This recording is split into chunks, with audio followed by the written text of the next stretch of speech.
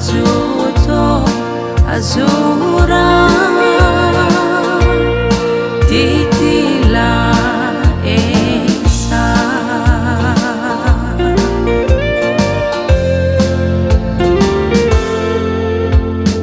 o que peno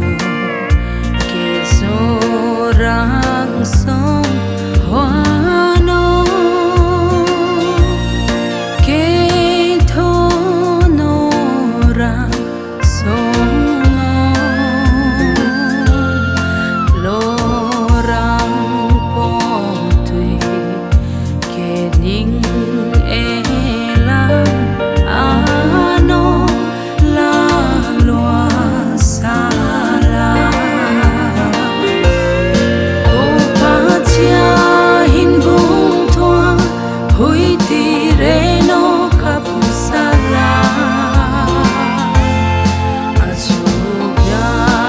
Zotung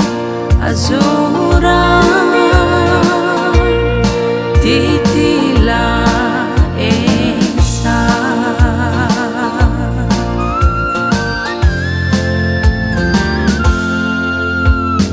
ngedang long tua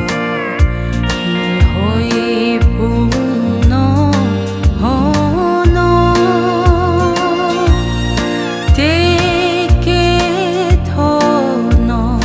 lang kha ke song sa no ke sorang hin Pachia lomri ato o Pachia hin bung thoa hui tire no kapusala Zotung azura titila esa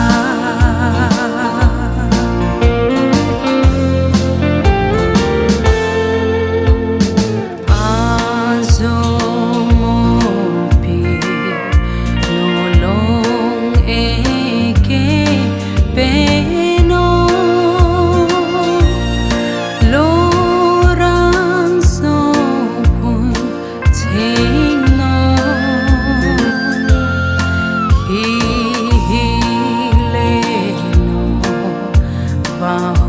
Vaiphei ho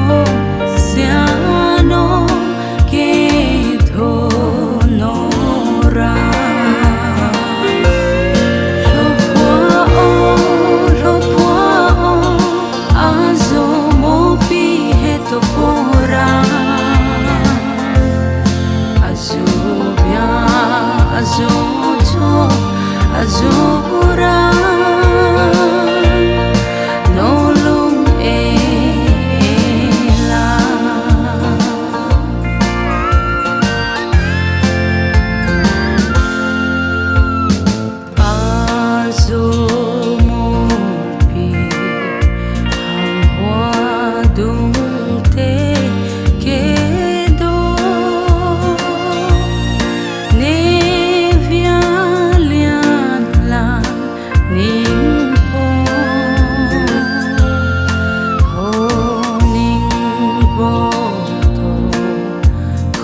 Pico